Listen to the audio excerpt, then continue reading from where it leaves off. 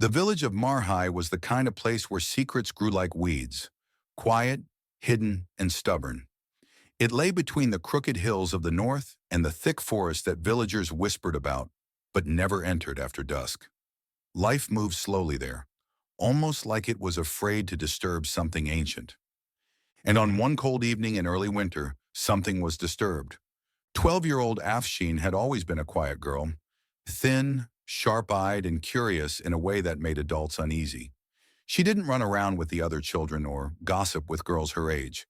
Instead, she wandered, sometimes toward the hills, sometimes along the fields. Once or twice, dangerously close to the edge of the forest. Her mother scolded her for it. Her father worried silently. But Afshin was searching for something she never spoke about.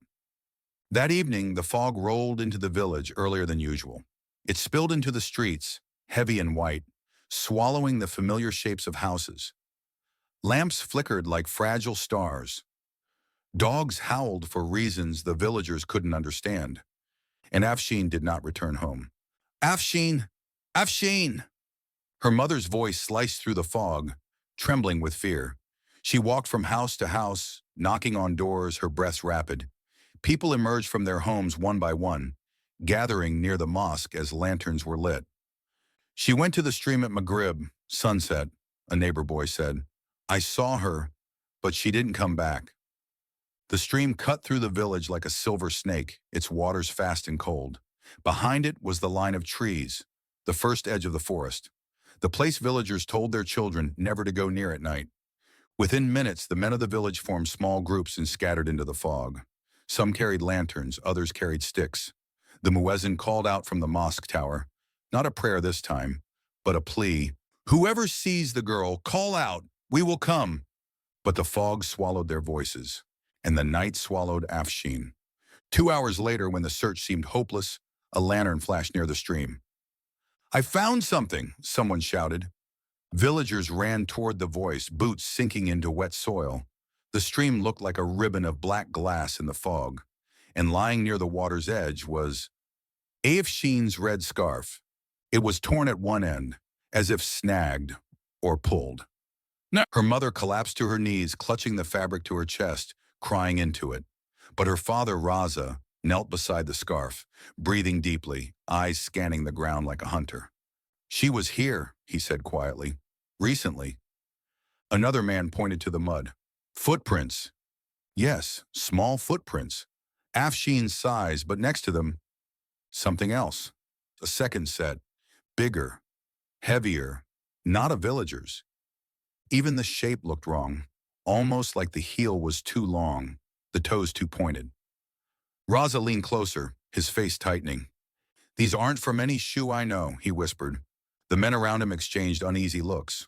No one said it out loud, but the same thought crawled into every mind. No human walked with footprints like that.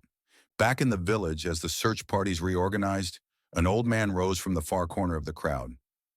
Baba Hanif, the oldest living soul in MARHAI.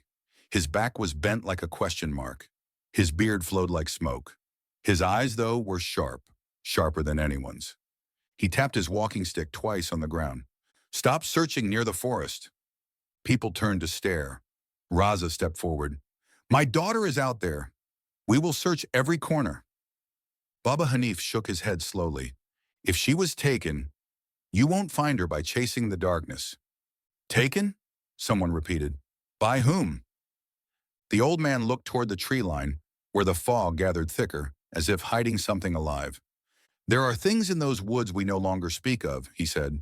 We have forgotten their names, but they have not forgotten ours. Women stepped back. Some covered their mouths. Men whispered to each other. Baba, Raza said bitterly, this is no time for your old stories. But Hanif's voice sharpened. They are not stories. The forest remembers every child who ever stepped into it. Every footstep, every whisper, every fear. Raza clenched his fists. My daughter is not a story either, and I will bring her back. The old man sighed but said nothing more. The search continued. Lanterns flickered among the fog. Men called Afshin's name louder, their voices shaking desperately.